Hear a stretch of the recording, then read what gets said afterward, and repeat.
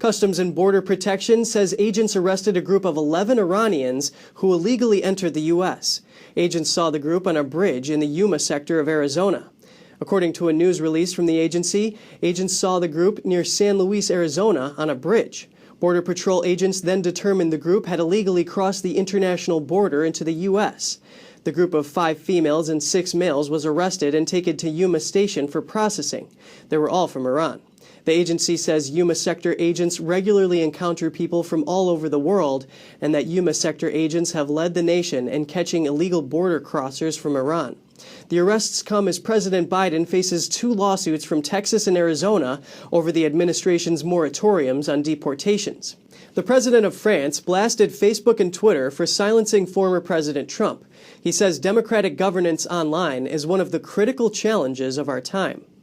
We were very upset as well. French President Emmanuel Macron says he does not want to live in a democracy where key decisions are decided by private social media networks. And this new regulation, this new governance in a certain way, has to be democratic and discussed between our leaders.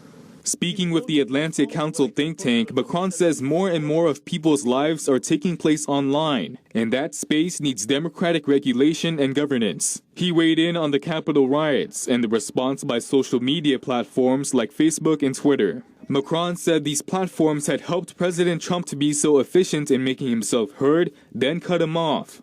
At the very second when they were sure it was over of the power, suddenly cut the mic. Twitter permanently shut down Trump's account, which had 89 million followers. Facebook also bans the former president indefinitely, and rival social media platforms favored by Trump supporters were also shut down. Killed all the platforms where it was possible for himself and his supporters to express himself. Macron said social media companies should not be making judgments about whether Trump's speech was appropriate or whether Trump should lose his ability to speak publicly thereafter. Macron says these decisions should be made by laws or regulations that are democratically discussed and approved by democratically elected leaders. The U.S. Court of International Trade upholds former President Trump's national security tariffs on steel imports. This denies a steel importer's challenge to the duties. The New York-based federal court found that the Commerce Department and Trump properly applied a Cold War-era trade law. In 2018, Trump put 25% tariffs on imported steel and 10% on imported aluminum from most countries. The intent was to protect national security and maintain healthy domestic production. He invoked a 1962 law that allows the president to restrict imports of goods critical to national security. New Jersey-based steel importer Universal Steel Products tried to get the court to cancel the tariffs and argued they were not legally put in place. President Biden's decision to cancel the Keystone XL pipeline affects more than just the roughly 10,000 jobs that were lost immediately. It also impacts many families that passed down the pipeline trade over generations and local communities built up by the workers passing through. Here's our latest financial and business news on jobs and the economy. For some, working on the pipeline is more than just a job. It's a family trade that runs through the blood of many a pipeliner. The founders of AmericanPipeliner.com say the jobs lost from canceling the pipeline are seasonal, but not temporary.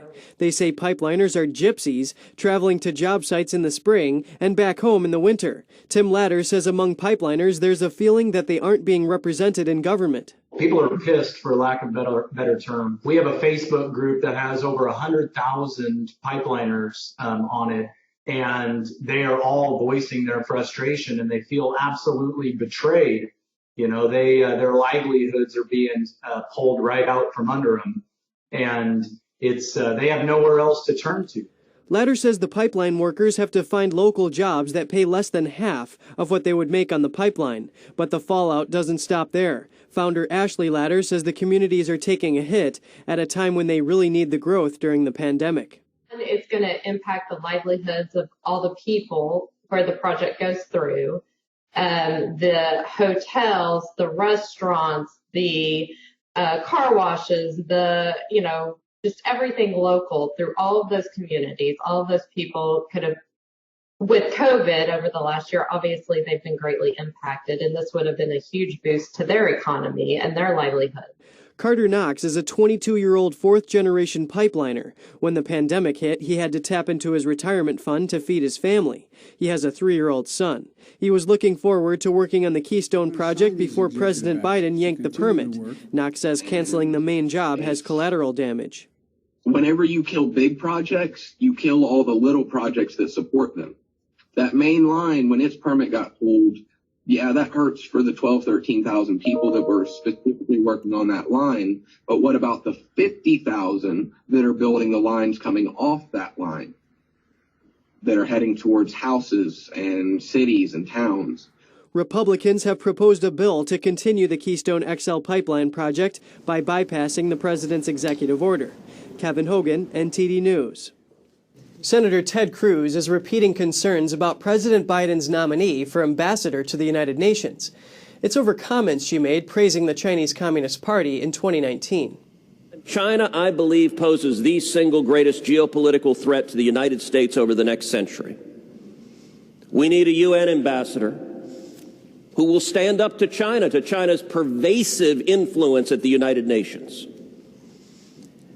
And given her record, I have no confidence that this nominee would do so. Now, in a speech, Cruz said he was concerned about Linda Thomas Greenfield's pro-Beijing advocacy. He joined 3 of his colleagues on the Senate Foreign Relations Committee to vote against advancing her nomination. The Texas senator has long been taking a hard stance against the communist regime and has been calling to reassess the U.S.-China relationship in the wake of Beijing's mishandling of the pandemic. Democrats and the House Judiciary Committee are opposing a new amendment. It would require each meeting to start with reciting the Pledge of Allegiance. Congressman Matt Gaetz suggested the amendment. Republicans spoke in favor of the proposal, but the Democrats argued it's unnecessary. Gaetz said that it would be a nice gesture in the spirit of national pride and that it would be a unifying moment. Congresswoman Mary Scanlon opposed the amendment, suggesting the Judiciary Committee could attend the recital of the pledge on the House floor instead.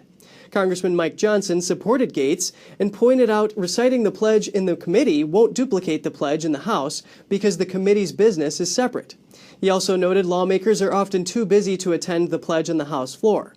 Election software firm Smartmatic is suing Fox News, attorney Sidney Powell, former New York Mayor Rudy Giuliani, and others.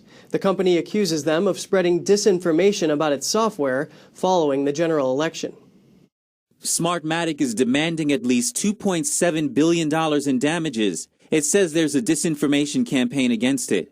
The firm alleges the defendants made false claims about the company's role in the election and its connection with Venezuela. Details that the lawsuit says benefited the defendants, who gained more viewers or readers, raised money, or curried, quote, favors with the outgoing administration. Fox News and Powell have already disputed the lawsuit's claims. In an email to NTD's sister media, The Epoch Times, a Fox spokesperson describes the lawsuit as meritless.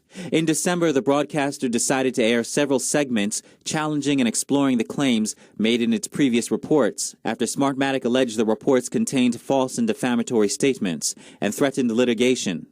Smartmatic filed its complaint in a New York State court in Manhattan.